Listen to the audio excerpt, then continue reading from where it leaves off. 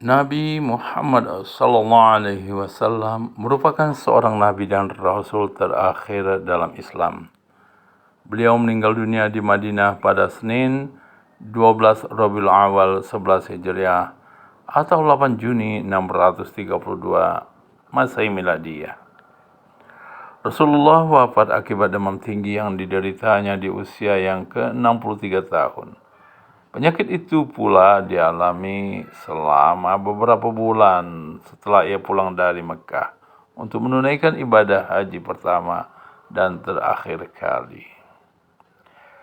Di dalam Masjid Nabawi berbaring jasad mulia yang begitu dicintai umat muslim di seluruh alam semesta. Ia adalah Nabi Muhammad SAW. Makam Nabi mendapat perhatian dan penjagaan yang ketat dari aparat keamanan Arab Saudi.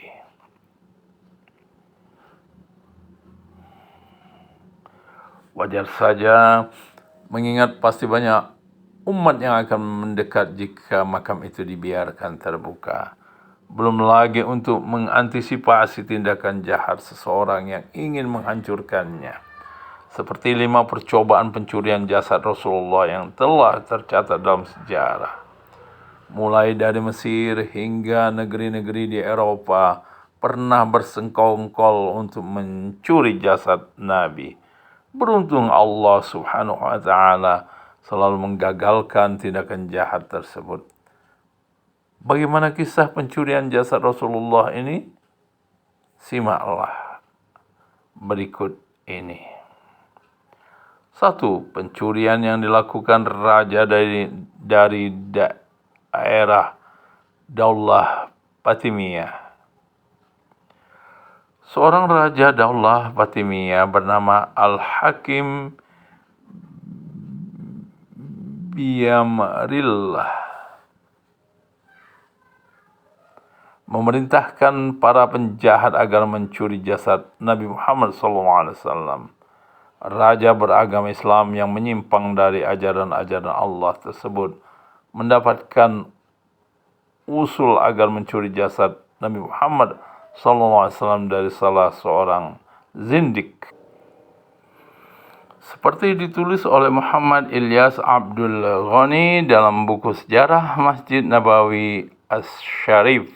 Upaya pencurian jasad tersebut guna menarik perhatian masyarakat dan dunia. Namun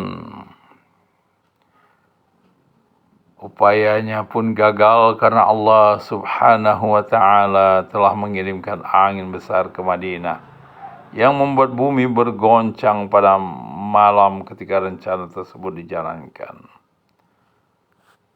Kedua, masa Al-Hakim Biamrillah Al-Ubaidi.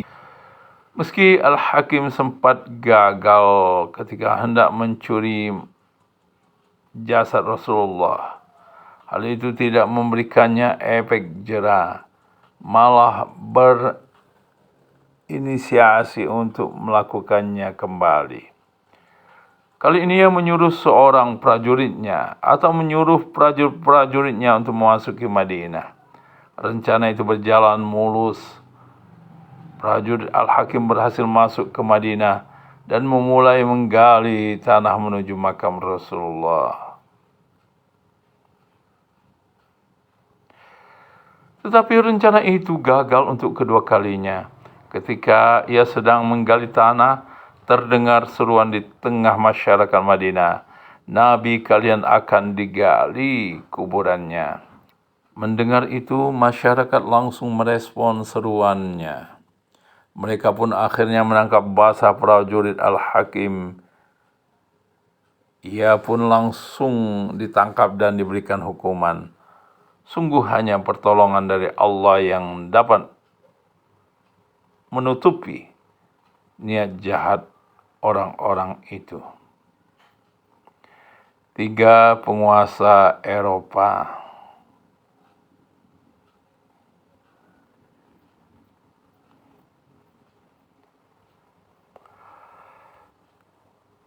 Peristiwa rencana penculikan atau pencurian jasad Nabi Muhammad SAW oleh penguasa Eropa terjadi pada tahun 1164 atau 557 Hijriah. Hal tersebut ditulis oleh sejarawan Ali Hafiz dalam kitab Fusul min Tarik Al-Madinah Al-Munawwarah. Ketika itu, masa perang salib membuat keadaan umat Islam melemah dan para penguasa Eropa sepakat untuk mencuri jasad Nabi Muhammad SAW. Sebanyak 2 orang utusan penguasa Eropa menyamar ketika musim haji untuk mencuri jasad Nabi. Setelah melakukan pengintaian dan mencari peluang, kedua utusan itu nekat menyewa sebuah rumah di dekat makam Rasul, tepatnya di sekitar Masjid Nabawi, dan membuat lubang dari dalam kamar penginapan untuk menuju ke makam Rasulullah sallallahu alaihi wasallam.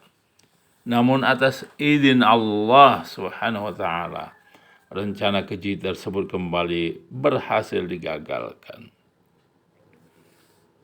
Keempat, kelompok perampok.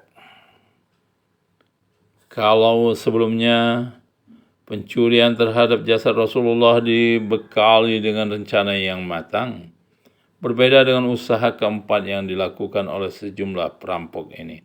Saat itu beberapa orang tersebut mencuri dan merampok kafilah jemaah haji. Entah apa yang ada di pikiran mereka, tetapi kemudian mereka mendorong untuk menggali makam Rasulullah.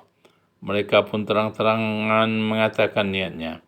Ketika para perampok menuju ke Madinah dengan menggunakan kapal laut, disitulah usaha menjadi gagal. Allah mengirim pertolongan melalui kapal yang disiapkan dari Mesir, Al-Iskandariyah, yang membuntuti para perampok tersebut. Kemudian mereka pun ditangkap serta memenjarakan sejumlah orang itu. Kelima, 40 orang menggali makam Rasulullah Muhammad SAW.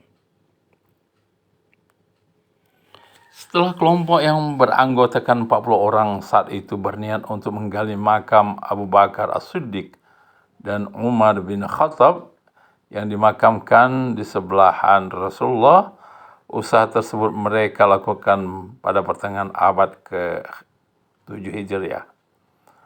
Puluhan orang tersebut berencana untuk menggali tanah di tengah makam, tetapi niat buruk itu pun kembali digagalkan Allah Subhanahu wa taala melalui bumi yang terbelah menjadi 2. Alhasil 40 orang tersebut terkubur di dalam bumi. Nah, itu deretan aksi pencurian, percobaan pencurian jasad Nabi Muhammad SAW yang sempat terjadi, dan tindakan tersebut mengalami kegagalan total karena mu'azzizat dan adab bagi mereka yang melakukan tindakan jahat itu.